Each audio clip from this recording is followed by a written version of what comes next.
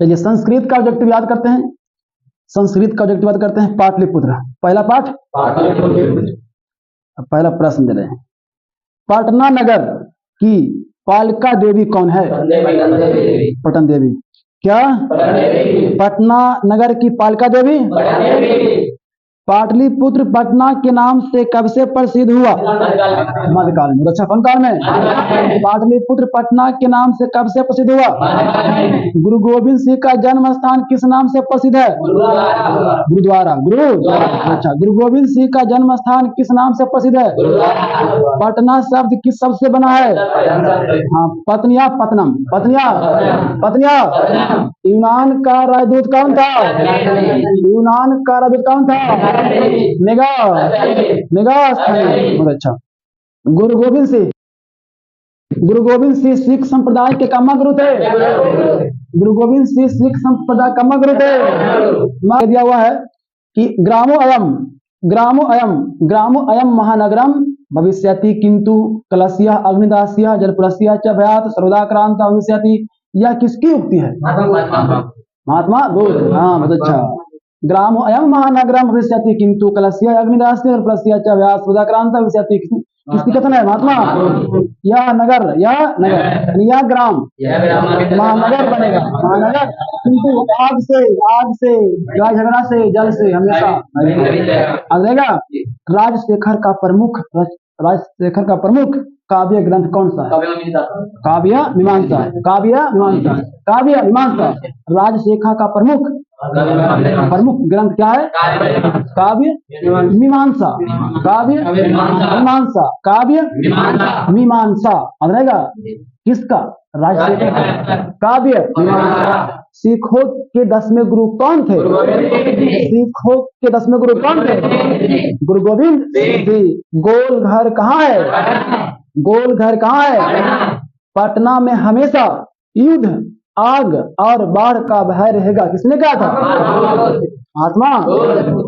आगे, गुरु गोविंद सिंह किस धर्म के थे? सिख धर्म। किस धर्म के थे? गुरु गोविंद सिंह कौन धर्म? सिख धर्म। पाटलिपुत्र किस नदी के किनारे अवस्थित है?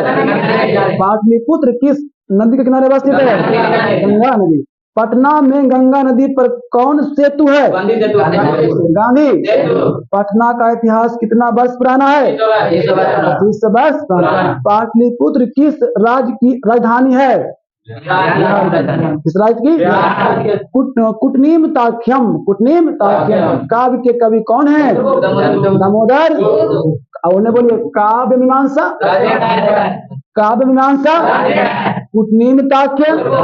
किसके काल में पाटलिपुत्र की रक्षा व्यवस्था उत्कृष्ट थी? किसके काल में पाटलिपुत्र की रक्षा व्यवस्था उत्कृष्ट थी? चंद्रगुप्त मौर्य। पाटलिपुत्र वैभव पाठ में किस शहर का वर्णन है?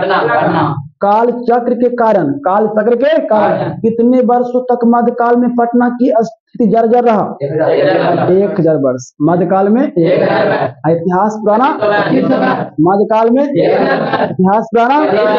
सरस्वती का कुलगृह कौन सा महानगर था?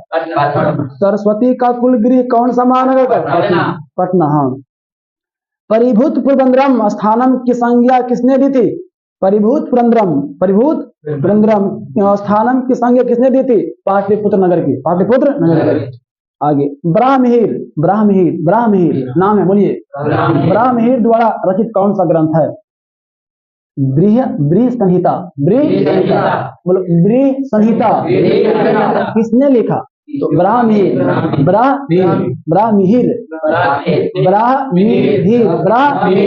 बृहत संहिता। बोलिए बृहत। कौन संहिता? किसने लिखा? ब्राह्महीर। गुरु गोविंद सिंह का जन्म स्थान कहाँ है? पटना। ठीक है, पाटलिपुत्र ठीक है, पटना सिटी में है। बुद्ध के समय पटना का नाम क्या था? पाटलिग्राम। हाँ, बुद्ध के समय पटना का नाम क्या था?